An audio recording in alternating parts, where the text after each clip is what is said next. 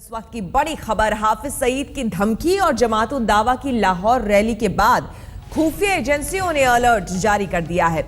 Alert Delhi, Bangalore, Hyderabad और मुंबई के लिए जारी किया गया है। भीड़ भाड़ वाले इलाकों और धार्मिक स्थलों पर एहतियात बरतने की चेतावनी दी गई है। हम आपको बता दें, 4 और 5 तारीख को लाहौर, पाकिस्तान के लाहौर में जमात उद दावा के जो चीफ है हाफिज सईद, उसने रैली की थी और उसमें भारत के खिलाफ नारे लगाए थे और साथ ही साथ प्रधानमंत्री को एक तरह से खुली चुनौती दी थी और यह कहा था कि अगर कश्मीर मसला नहीं सुलझता है तो बर्बाद कर दिया जाएगा हिंदुस्तान को। हमारे सहयोगी और हमारे संवाददाता गौरव सावंत इस वक्त हमारे साथ फोन लाइन पर जुड़ चुके हैं। गौरव, जाहिर सी बात है, जिस तरह से खुली तौर पर चुनौती दी है हाफिज सईद ने और सीधे तौर पर यहां तक धमकी दे डाली है कि बर्बाद कर दिया जाएगा अगर कश्मीर का मसला हल नहीं करता है, उसके बाद यह अलर्ट जारी कर दिया गया है। प्रयास रहा है कि वो भारत में जो आर्थिक प्रगति हो रही है, जो शांतिपूर्ण वातावरण में, अगर जम्मू कश्मीर की बात करें तो लोकतांत्रिक प्रक्रिया आगे चल रही है, उसको रोका जाए।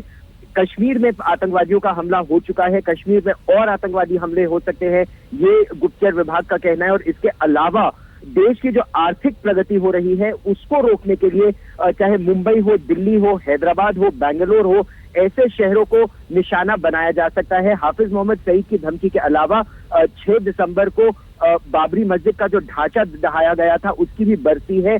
और इन सब सिचुएशंस को एक साथ देखते हुए राज्य में जो पुलिस बल है उनको एहतियात बरतने को कहा गया है। सीसीटीवी कैमरे उनके जो लगे हैं उनको चेक करने को कहा गया है। जहां भीड़ भाड़ वाले इलाके हैं, खासतौर पर धार्मिक स्थल, स्कूल, मंदिर, मस्जिद, मार्केट प्लेसेस, शॉपिंग मॉल, इन सब पर भीड़ आती है, सिनेमा घरों में, यहाँ पर खासतौर पर एहतियात बरतने को कहा गया है।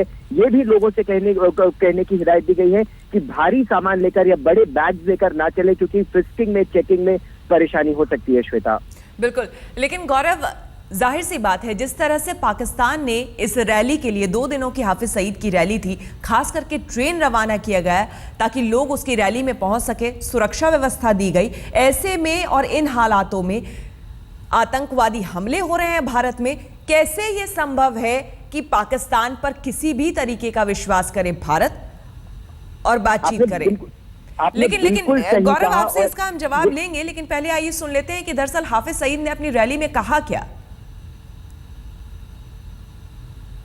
सीधा होकर फौरी तौर पर कश्मीर का मसला हल कर दे, और अगर तू करने के लिए तैयार नहीं है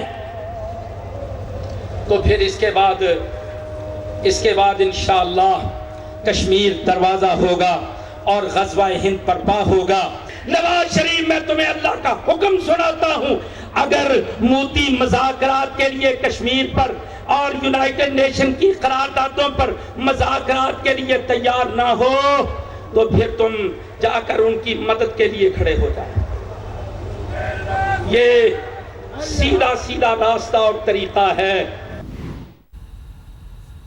तो सीधी सीधी चुनौती, नवाज शरीफ को भी साफ तौर पर कहा कि यही एकमात्र रास्ता है, हाफिज सईद ने ये कहा। और इसी हाफिज सईद को सुरक्षा दे रही थी पाकिस्तान की सरकार। स्पेशल ट्रेन रवाना की गई इसकी रैली के लिए ताकि लोग इसकी रैली तक पहुंच सके। ऐसे में पाकिस्तान से बातचीत किन हालातों में, किन सूरत में संभव हो, यह फिलहाल दिखता नजर नहीं आ रहा है।